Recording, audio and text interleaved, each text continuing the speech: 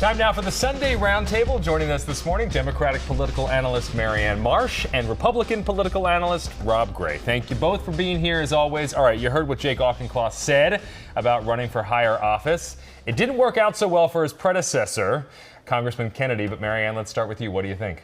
He didn't say no. He did not he say did not no. rule it out, and it was a long answer to get to the I'm not going to rule it out. So I think, to your point, look at everything he's doing. I mean, don't look at what people say, look what they do. And he is raising money like crazy, building lists like crazy, polling like crazy, all of the things you would do to gear up for a race without an opponent. I would add one more thing. Seth Moulton's move to change the Democratic State Committee in terms of delegates and add-ons, asking that there be more veterans put on the add-on delegates, which you need at a convention to get a nomination, that someday could help Jake Auchincloss. So all things to watch. Rob? The problem for him, I have no doubt that he wants to move up, but is the roadblock. So no openings, right? Yeah, if Warren gets reelected in 24, she's there till 30. If Healy gets reelected in 26, she's there till 30. And Markey, if he gets reelected in 26, he's there till 32. So where's the opportunity? The buzz, though, is every time a poll comes out, everyone thinks Jake's behind it, and everyone thinks Jake's going to challenge Warren. And if he did, maybe not in a Democratic primary, but perhaps as an independent in a general election. Not sure he can win a primary against it. That's the problem for him, right? All right, a consequential week coming up for former President Donald Trump. He has until Friday to answer the indictment from Fulton County DA Fani Willis. He's accused of attempting to overturn election results in Georgia. Now, could he use that as an excuse for skipping Wednesday's first Republican presidential debate? How do you think he'll try to spin this? Will he just say, well, I'm ahead in the polls, forget it, I don't need to show up? What do you think, Rob? Well, he hasn't committed to it, and I think will he or won't he, and then after the debate, did he or didn't he, will dominate the debate more than any policy issue. So I think Trump has already won because the focus is on him leading up to the debate. Is he going to get in?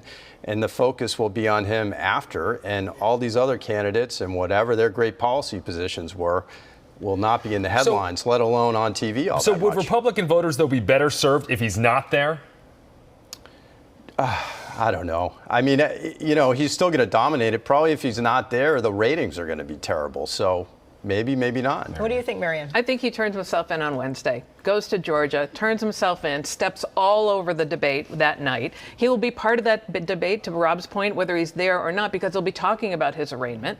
He will be tweeting throughout the whole thing on Truth Social. And then to top it all off, I think he wants the leverage over Fox. Their numbers it won't be the debate they planned, no matter how well they're prepared for it. And I think what you look at then is Trump is like, they can't have a debate without me. They don't have the eyeballs without me. They're only talking about me.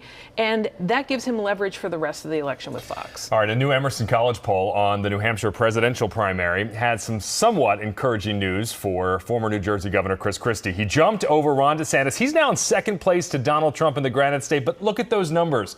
It's a very distant second, 49% for Donald Trump, just 9% for Chris Christie. Is it do or die for DeSantis in this week's GOP debate? And frankly, Rob, is anybody else going to get traction here? I know the first primaries are still several months away. Yeah, I mean, I got second in the Boston Marathon. I finished an hour and a half behind the leader. I mean, that's sort of the equivalent there. I mean, Trump is sucking all of the oxygen out of the room. DeSantis certainly has not performed, I think, as people hoped, a lot of donors. Is he Trump without the personality? It seems to be, maybe so. Is he a Jeb Bush candidate where, you have this huge kind of inflation, Marianne, before the actual votes start getting counted and then just disappears? He may not make it as far as Jeb. I mean, it doesn't matter what DeSantis does. This week, next week, the week after, people don't like him. And if they don't like you, they're not going to vote for you. DeSantis is done by New Hampshire at the latest. The chance for Republicans is to get some of these lesser candidates out, right? So then DeSantis is 9% or Christie's 8%.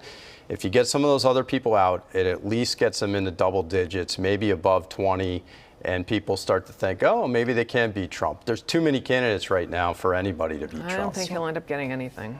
We'll see. All right. Well, the Emerson College poll also had some good news for Kelly Ayotte. It showed her leading both Republican and Democratic candidates in the race for governor in New Hampshire. Now, in her recent bashing, is her recent bashing of Massachusetts helping her? What do you think, Marianne? No, she's living off her, statewide reputation, which she had was a one-term senator when she lost to Maggie Hassan. She's on the wrong side of abortion. She's on the wrong side of gun reform. And this is a presidential year where Democrats and independents turn out in droves, and that's to the advantage of the Democrats. She will not win the governor's race. What do you think, Brian? So I agree that it's a disadvantage for her. If you look at that poll, Biden leads Trump 48-41, and that's going to impact the governor's race. However, Ayotte is the Trump of the primary up there right now. We talked a few weeks ago, can she win the primary? She is dominating that thing. She's at 45%. I don't think anybody's going to beat her. That's going to help her in the general election.